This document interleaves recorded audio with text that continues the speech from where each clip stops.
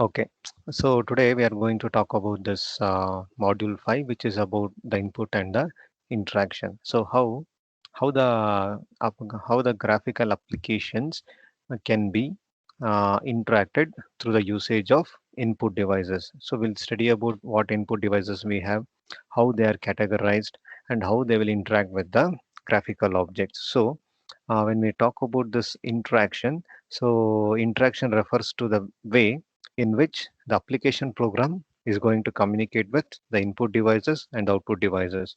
So in the field of computer graphics also it is same. How the interaction is taking place means the program is responding, or the program responds with respect to the input and output devices of the system. So for example, like we have studied two lab programs where the cube was responding based on the input from the user. We had a cube which was rotating in a particular direction. So when I press the mouse button, so there I'm giving the input through the mouse. So by pressing the mouse button, the rotation of the cube, or the direction of the rotation of the cube, changed. So if it was rotating in the x-axis, then it started rotating in the y-axis, and then in the z-axis. So based on the different inputs.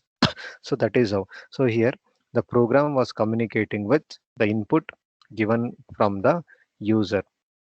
Or the second one also, you can see the zooming in and zooming out of the cube. So that was done with the help of keyboard. So by pressing particular keys, I was able to interact with that program. So this is how. So these are some of the examples you can take it for how the application program will be interacted with the help of input and output devices. So mm, and also one more thing which you should keep in mind is the OpenGL doesn't directly support this interaction in order to maintain the portability. So in order to maintain the portability, this OpenGL doesn't support the interaction, but but it has some libraries. But OpenGL has some libraries which we'll call it as GLUT utility libraries. So this library will support interaction with the keyboard, interaction with the mouse, and also this library is compatible with multiple operating systems. It can be like Linux operating system, it can be Windows operating system, it can be Mac operating system. So it is indirectly supporting the portability. So OpenGL will not support the interaction directly because it has to maintain portability. But OpenGL has some libraries which we'll call it as a GLUT library. So this library will support the interaction with the keyboard, and it will support the interaction with the mouse, and this library is responsible for interaction. And also this library is compatible with multiple operating system, so which in turn is indirectly supporting the interaction and portability.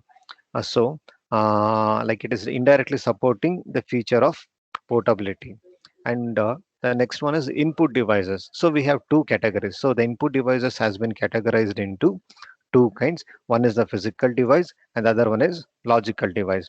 So physical device means with respect to the devices like keyboard, mouse, joystick, tablets, like that. But with respect to the logical device means it is from the programming point of view, how the program will respond with respect to the devices. So that is how the input devices have been categorized. So what is this input device? So input device means we know that they are the devices which will provide the input. So input devices are used for giving input to the computer programs or computer applications or computer graphics application program. So input devices means they are used for giving input to the computer graphics. They are used for giving input to the program. So this input devices, they are categorized into two kinds or two ways. They are classified into two ways. One is the physical device. So one is the physical device and the other one is logical device. So physical input devices, logical input devices. So in physical input devices, your here it is based on the hardware architecture. So here it can be like the physical input devices, it can be keyboard, mouse, and here we'll be discussing how they are working. So physical input devices means they are the input devices which has a particular hardware architecture. So the most of the time we'll be using either the keyboard or more. So these are the majority of the input devices which we will be using. So so keyboard device. So keyboard device means what? So keyboard means it can be the standard keyboard which are used to give characters as input. So by using the keyboard, you can give the input as characters, you can give the input as numbers, and you can enter numbers. So like by using keyboard, what and all you can do, you can give input to the system. So that input can be a combination of letters, it can be a combination of digits, or it can be a combination of special characters also, that which we will call it as symbols. It can be plus, minus, star, dollar, percentage, all those things. So the physical input device, they are categorized based on the hardware architecture. Here input device, we have two things. One is the physical, one is the keyboard input device, and the second one is the mouse input device. In keyboard devices, is used to give the character input. It is used to give the character input. Like that input can be letters, that input can be digits, and that input can be symbols.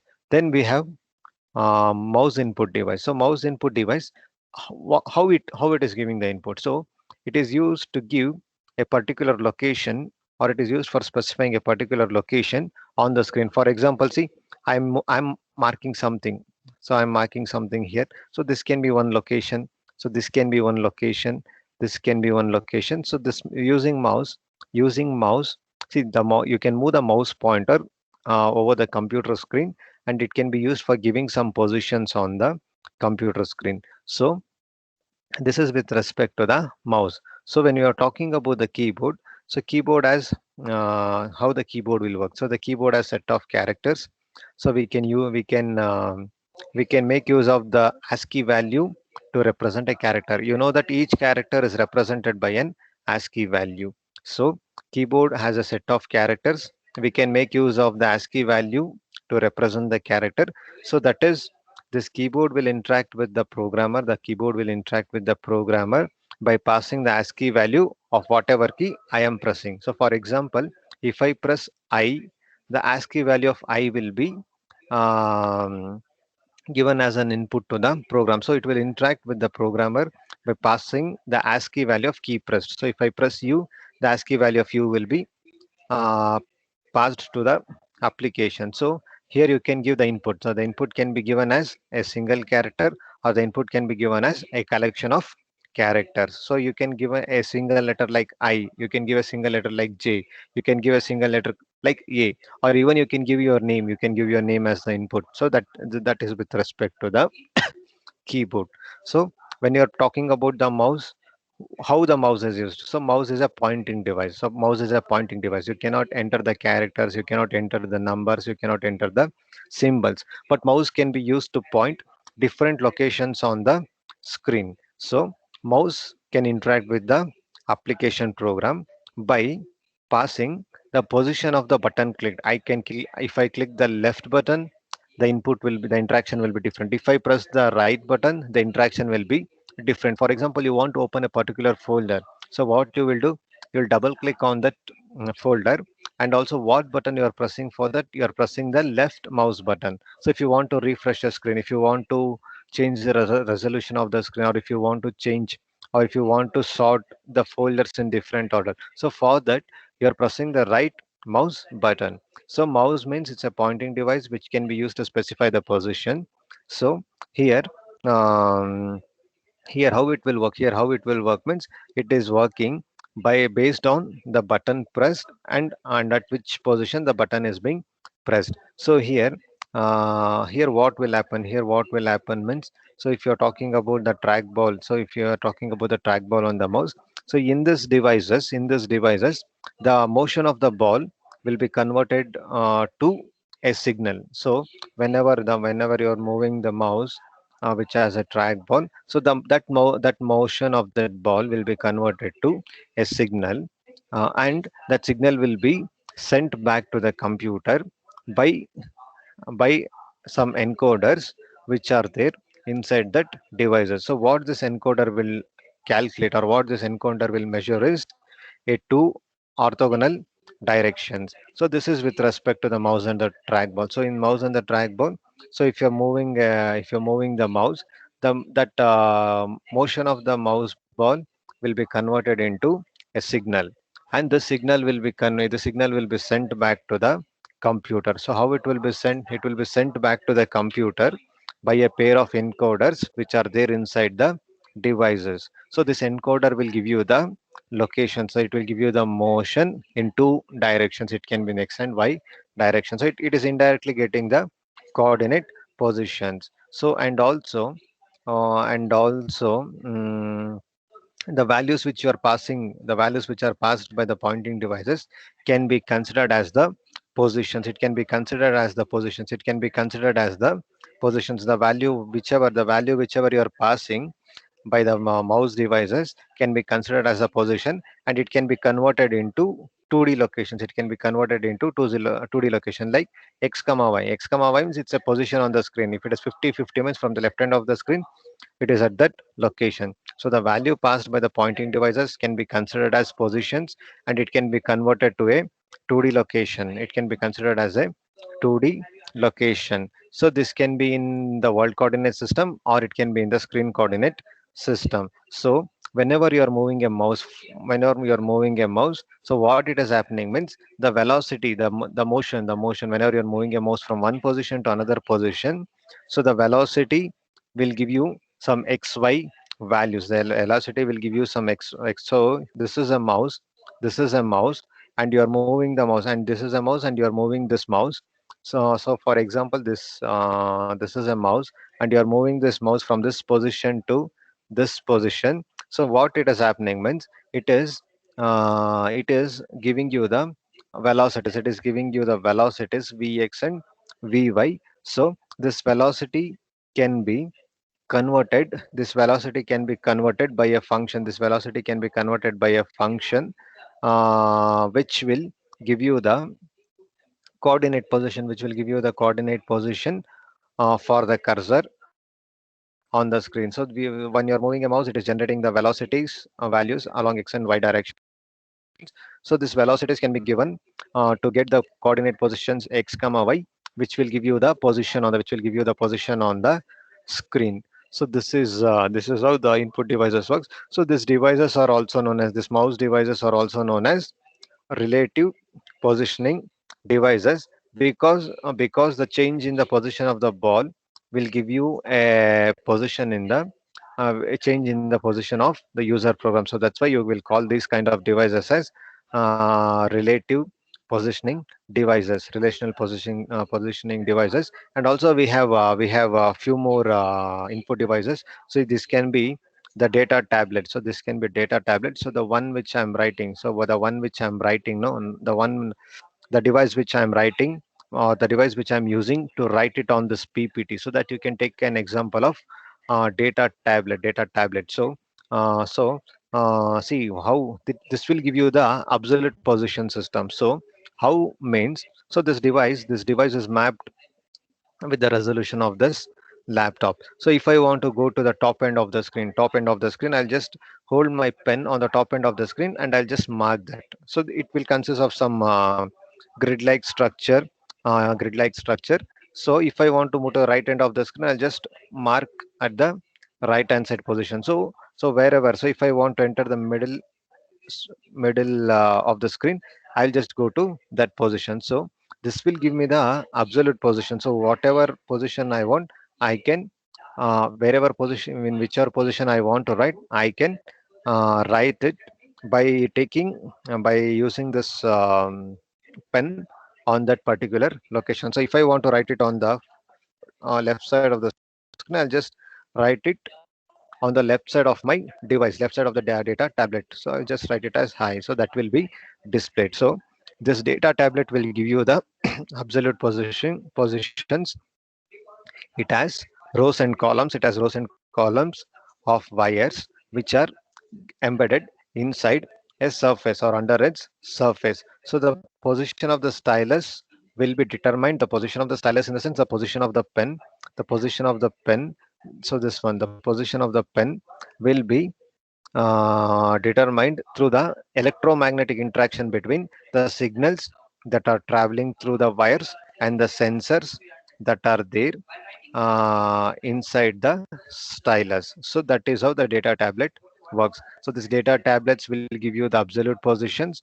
It has rows and columns of wires which are embedded under its surfaces. The position of the stylus will be determined through the electromagnetic interaction between the signals traveling through the wires and the sensors in the stylus. And one more example of input devices. This is a light pen. This is a light pen.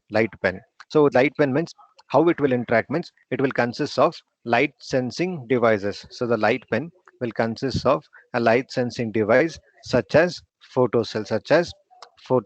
So when the light pen is held, in front of the CRT, what will happen means the electronic beams which are striking the phosphor.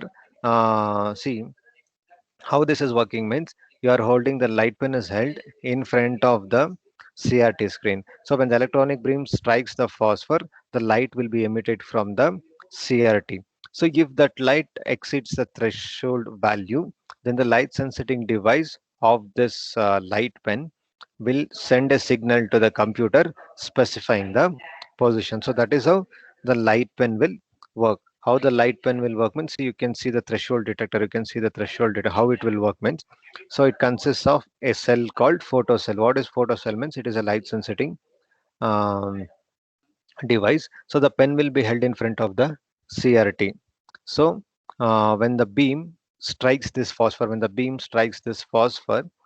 the light will be coming out from the CRT.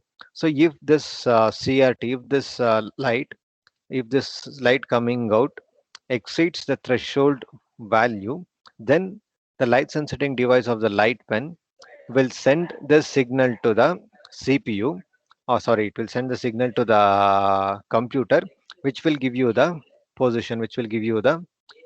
So this is how the light pen will work. So one disadvantage of using light pen is if it is you cannot obtain the position in the darker area of the screen. For the darker area of the screen, it is very difficult to get the position. So this is with respect to the light pen. So after that, we have one more input device, which is the joystick, which can be an example of joystick. So joystick also an input device. So what is joystick means? So here, how the joystick will work means you would have been familiar with the gaming applications. In the gaming applications, you'll be using the joystick for playing the games. So here we have one stick for the joystick and all. We will be having a stick. The stick will move in two orthogonal direction. So this movement will be encoded and it will be interpreted as two velocities. It will be interpreted as two velocities along each orthogonal direction, and it will be integrated to identify the screen location. So the integration also tells us that if the stick is if the stick is in the resting position, then there will be no change in the cursor position. So if you're moving the stick faster, from the resting position, the screen location will also change with respect to that velocity. So that is why. So this joystick is also known as variable sensitivity device. So how it is done means here we will have a stick which will move in the two directions. So that will be encoded as two velocities and it will be integrated to identify a screen location. So here, initially the stick will be in the resting position. So when the stick is in the resting position, there is no change in the cursor position. But if you move the stick uh, with higher velocity or with faster velocity, if you're moving the stick faster, so the faster the stick is moved from the resting position, the in with the same proportion, it will move from the screen. So that is how. So this is like that. That's why the screen location will also change with respect to those motions. So that's why this will call this joystick as the variable sensitivity device. So um, one advantage of using this joystick is that it is designed by using the mechanical elements like springs and dampers, which will give you the resistance to the user whenever he is pushing that. And also, these kind of devices or this kind of mechanics, it is suitable for applications like the flight simulator. It can be used in the flight simulator and also especially in gaming controls on gaming controllers. So that's why most of the time This joystick is used in gaming applications. And and we have one more device. We have one more device which is known as the space ball. The space ball. So this is the example of space ball. So what is this means? It's a three-dimensional input devices which looks like a joystick, and it has a ball on the end of the stick. At the end of the stick we have a ball. So the stick will not move. So here the stick will not move, but um, we have some pressure sensor in that ball. So what this will do means that pressure sensor will measure the forces which is applied by the user. So this space ball, it can measure not only the three direct forces, which is the upward forces, downward forces, front back forces, and left right forces. It can also identify the three independent twist, how it is rotating. So in total it can measure six different independent values, and also it has a 6 degree of rotational freedom. And also we have other devices, other 3D devices like cameras, laser scanners, and all these things which can be used. So which can be used in virtual reality application to get the position of the user and so on. So this is with respect to the input devices from the physical category. So now we are talking about the logical devices. So logical device in the sense the application will interact. So how it is characterized means they are characterized by the application level interface. They are characterized by the how it is interacting. So the logical input devices are characterized by its high level interfaces with the application program. So here it is, we are not considering about the physical characteristics. Here we are considering its high level interface with the application program. So for example, in C program, if you want to print something on the screen, so if you want to print something on the screen, which function you will use? If you want to print something on the screen in C program, we'll be using printf function, and the message which I want to display. So some random message. So this message. So this is how you are interacting with the application. Here you are not using the keyboard to directly print. So here you are characterizing the logical input devices by its high level interface with the application program rather than the physical characteristics. So if I want to print something on the screen in C program, I'll use printf. So if I want to read something from the keyboard, so I'll use scanf function. Scanf, I want to read a number which doesn't contain decimal point, and I've declared that number as x. So I just declare it as integer x or integer y or integer z. So it can be anything. If I'm using y means here I'll replicate the same thing. So this is the command. So these two lines are required for reading the data from the keyboard. So what this code will give us means, so mm, so I'll just write one more statement. I'll just print the say value of x also. So the value of variable is, I'll just write like this. So what this statement is doing? So this statement is declaring a variable called x. Then it is reading that variable x. So it is of the type integer. So the above code will read the integer value, and then it will write the integer value. So whenever you're running this program on the desktop or the laptop, so you have to provide input. You have to provide. So whenever you encounter this line, so for example, if this is at line number 10, so whenever the program comes to the execution for line number 10, so the program will ask the user to enter the name. So it will wait until the user will give the input. So at that point of time, you have to give the input from the keyboard. And once the input is given, if you're giving 100 as the value of x, that 100 will be printed on the screen.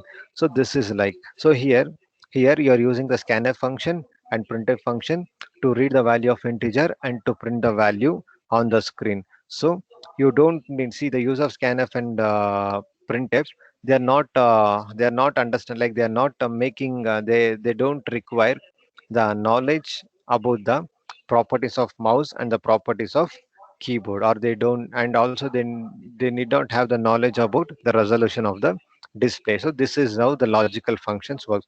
So the logical functions are defined by how they are able to handle the input or how they are able to handle the output characters from the perspective of the C program here in this example. So, what are the main characteristics which will describe the main characteristics which are describing the logical behavior of the input devices are what measure the device returns, what measurements does the device return to the user program, and also when the device will return those measurements. So what measurements the device will return to the user program, and when the device will return those measurements. So these are the two main categories of logical devices. So we have six APIs. We have six APIs or six logical inputs, which are string, locator, pick, choice, dial, stroke. So string means a string means what it will do. It will give you the ASCII characters to the user program. So string means a string is also a logical device which will give you the ASCII values, of characters to the user program. So how this is implemented? The string is implemented with the help of keyboard. So if you want to enter the numbers, or if you want to enter the characters, or if you want to enter the symbols, you'll be making use of keyboard. Locator means it will give you the position. How you can do that? It can be done, it can be implemented with the help of a joystick, or it can be implemented with the help of a mouse or a trackball, or it can be implemented with the help of pointing devices. So string means it's a logical device which will give you the ASCII value of input characters to the user program. So it is implemented. The logical device is implemented by means of physical keyboard. Locator will give you a position in the world coordinates to the user program. So how it is implemented? To the mouse or trackball. And we have a pick. So what this pick will do means it will give you the identifier of an object to the user program. So it is implemented with the same physical devices like the locators, but it will have some specific software interfaces for interacting with the user program. So in OpenGL, you can use the process of selection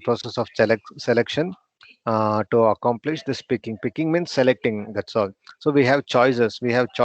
So choice means it will allow user to select one of the options from the available options. So a choice will what it will means it will allow the user to select one of the options from the multiple options. So in OpenGL, you can have widgets which are provided by the Windows system. A widget is a graphical interactive component which is provided by the Windows system. So the widgets will include menus, it will include scroll bars, it will include buttons. Um, so, for example, I have a menu. From that menu, I can select five options. That menu will give me the five selection options. So these are my choices. I can select option one, I can select option two, I can select option three, I can select option four, I can select option five. So user to select any one choice from those five choices. And after that, we have dial.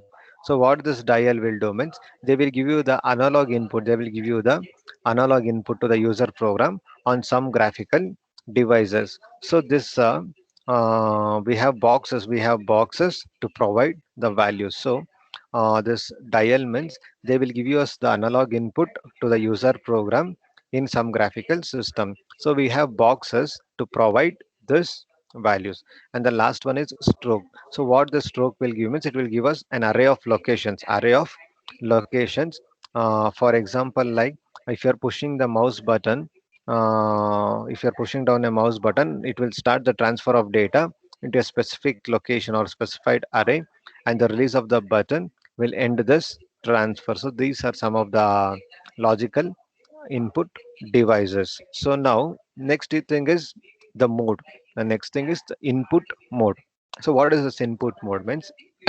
So we know that input devices can provide input to an application program with respect to the input devices can provide an input to the application program with respect to two factors. The first one is measure and the second one is trigger. So what is this measure means?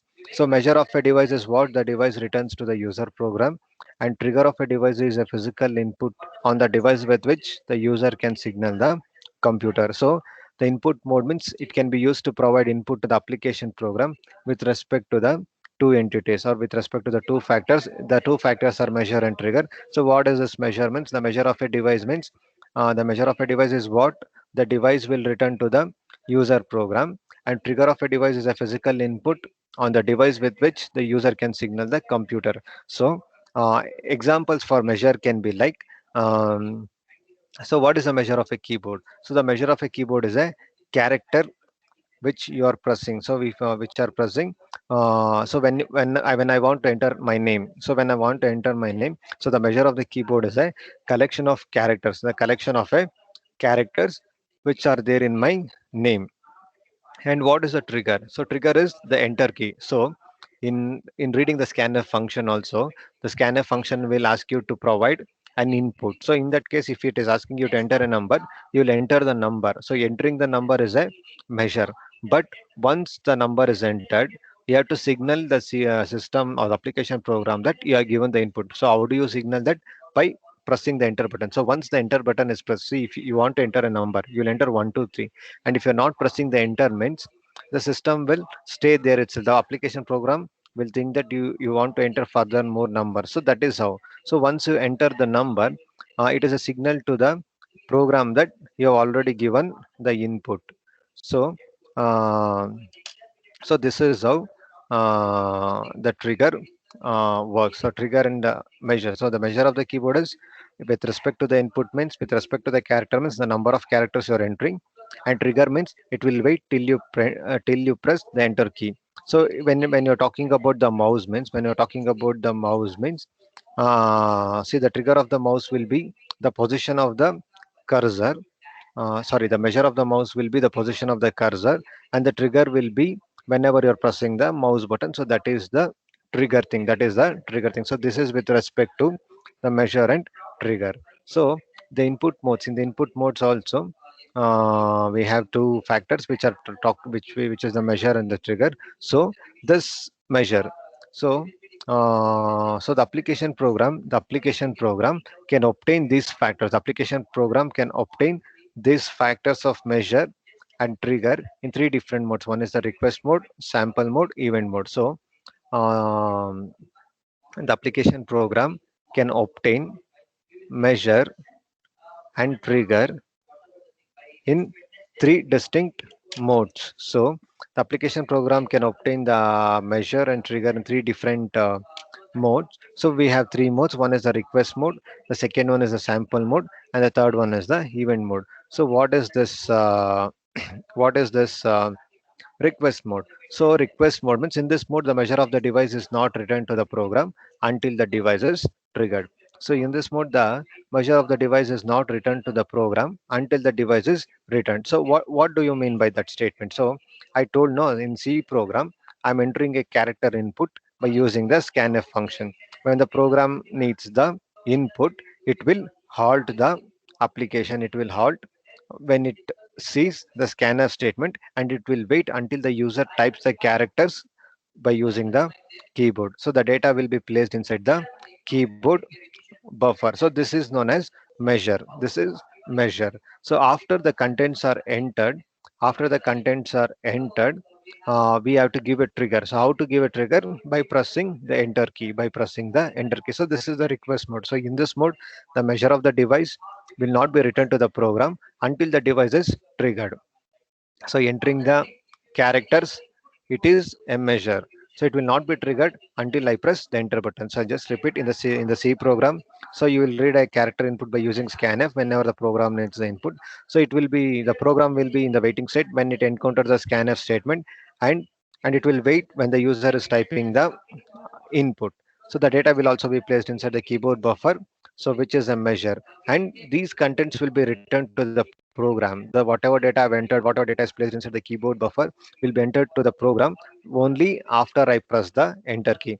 Or if you are talking about the logical devices like mouses, you can move the pointing devices to the desired location. You can move the mouse to the desired location, and then you can trigger the device by pressing the button. By pressing the button, so the trigger will cause the location to be returned to the application program. So this is the one thing. So the trigger process, measure process, program. So this is with respect to the request mode. The second one is the sample mode. In the sample mode, the input is immediate. As soon as the function call in the user program is executed, the measure will be returned. So here trigger is not required. So you can see this image where you can see this image. So what we are eliminated in the sample mode is this process is not there. So this process is not there here.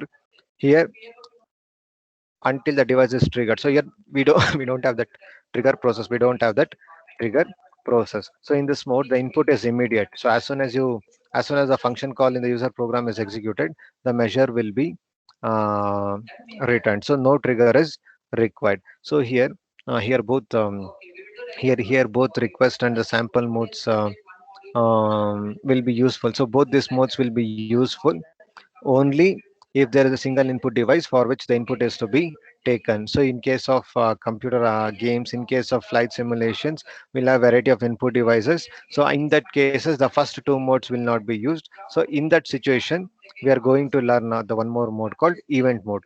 So what is this event mode means?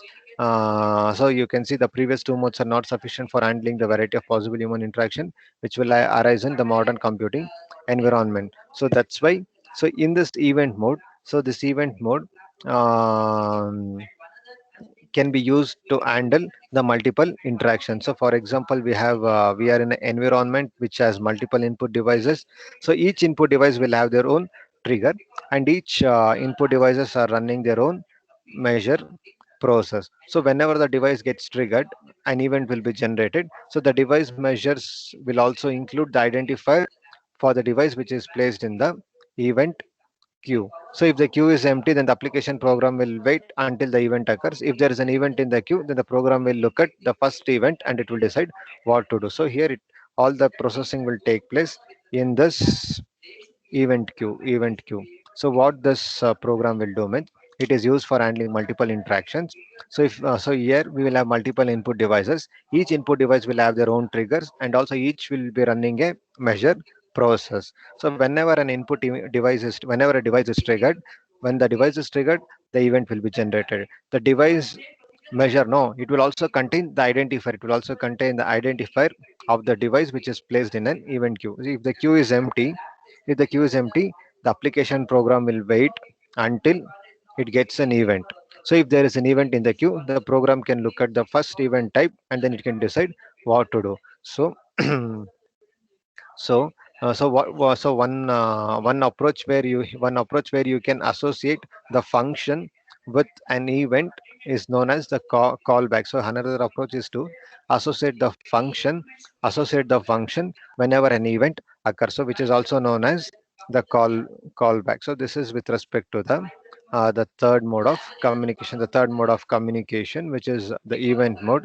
So after this, so this is with respect to the type. So so one is the request mode, sample mode, event mode. So after this, we're talking about the client server. So till now what we have studied, so till now we have studied about the input devices, how it is categorized. One is with respect to the physical device, and the other one is with respect to the logical devices. In physical devices, we have studied about keyboard and mouses, and also we have studied about data tablets, light pen, joystick, space ball.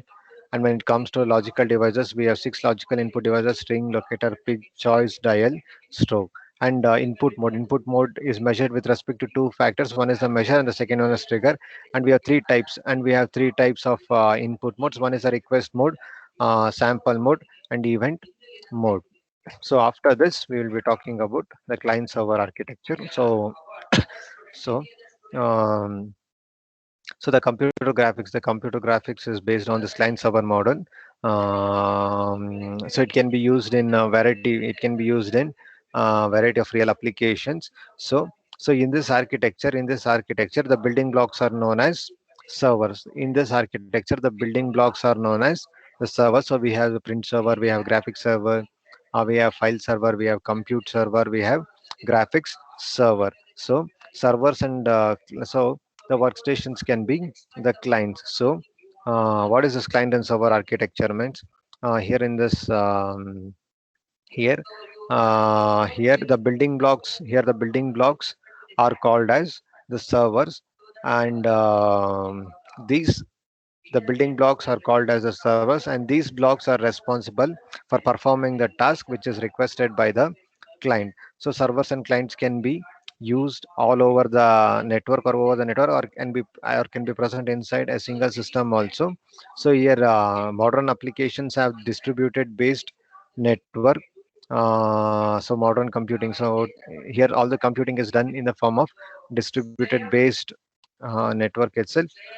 So So here you can see that here we have print server, graphics server, compute server, file server, and all these workstations can be used to access the particular server. So for example, so we have print server. Now, what this print server will do means print server will allow you to use high-speed printing devices among the multiple user. So file server will use you to share files and programs. So users or clients can make use of these services by using the client program.